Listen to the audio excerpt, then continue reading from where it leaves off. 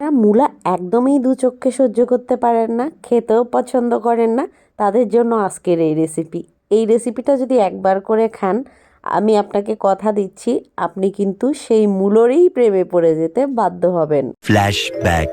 Everyone, সবাইকে নমস্কার, আদাব। আমি পূর্বা, আপনারা দেখছেন এক্সপেরিয়েন্স উইথ পূর্বা। আজকের এই রেসিপিটার নাম হচ্ছে মূলোর জালি ভাজা। এটা আমার ঠাম্মার থেকে শেখা। এই জালিটা অনেকে কাটতে পারেন না, তাই সহজ একটা টেকনিক আপনাদেরকে শিখিয়ে দিচ্ছি। প্রথমে আমি মূলা নিয়ে নিলাম ফ্রেশ।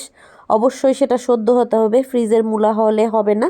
তো মূলাটাকে প্রথমে আমি 3 ভাগে ভাগ করে নিয়ে এক ভাগকে লম্বালম্বিভাবে আমি সুন্দরভাবে কেটে নিলাম। কেটে নেওয়ার পর মূলার 2 সাইড থেকে কেটে নিলাম, তারপর মাঝখান থেকে কেটে এবার আমি এক পাশ থেকে কাটা শুরু করলাম। দরকারে আপনারা আস্তে ধীরে কাটবেন, তো কোনো তাড়াহুড়া করবেন না।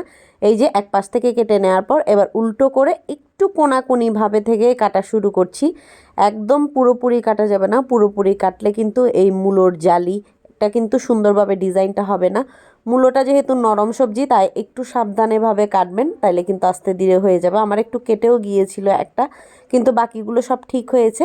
এই যে দেখুন, সব কটা মূলোর জালি এরকম। মূলোটা যেহেতু নরম, তাই সবগুলো পারফেক্ট নাও হতে পারে, একটু ধীরে সুস্থে কাটবেন আর কি। আমার ঠাকুমা কিন্তু ভালো কাটতে পারে, তো আমি যেহেতু এটা মাঝে মধ্যে করি, প্রতিদিন অভ্যাস নেই কাটার, তাই তেমন একটা সুন্দর হয় না। তো যাই হোক, যেরকম হয়েছে আর কি, আপনারা একটু সুন্দর করে কাটতে পারলে তো ভালোই। তো মূলোগুলোকে লবণ দিয়ে মেখে রাখলাম 10 মিনিট।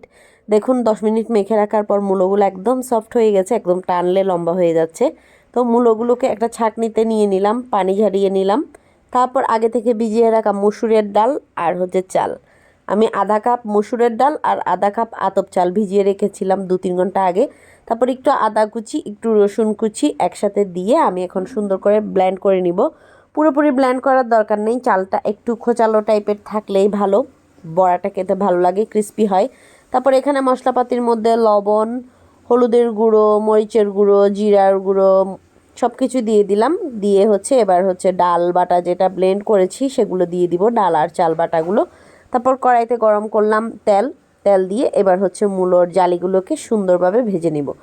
তো বাই দ্য ওয়ে, প্রতিদিনের মতো বলে রাখি, রেসিপিটা যারা দেখা শুরু করেছেন সবাই একটা লাইক দিবেন, পুরো রেসিপিটা দেখে কেমন লেগেছে সেটা জানাবেন। আর এটা কোন অঞ্চলের বিখ্যাত খাবার আমাকে অবশ্যই কমেন্টে লিখে জানাবেন। যদি ভালো লাগে রেসিপিটা অবশ্যই একটা শেয়ার করে দিবেন, যেন বাদ বাকি যারা মূলো পছন্দ করে না তারা যেন এই রেসিপিটা দেখে অন্তত একবার হলেও ট্রাই করে। মূলোর প্রতি যে একটা তীব্র ঘৃণা, হ্যাঁ, এটা যেন চলে যায় আর কি। তো সে যাই হোক, 5 থেকে 10 মিনিট মিডিয়াম টু লো আছে মূলোর জালিগুলোকে সুন্দরভাবে ভেজে নেবেন। যেহেতু ডাল আর চাল দুইটাই একসাথে মিক্স আছে, তাই চুলার জালটা কমিয়ে আস্তে আস্তে করে 5-6 বার করে উল্টিয়ে সেগুলো কিন্তু ভেজে নেবেন, নয়তো কিন্তু ভিতরে কাঁচা কাঁচা থেকে যাবে। এবার গরম ভাত নিয়ে বসে পড়লাম খাওয়ার জন্য। আজকে তবে এ পর্যন্ত।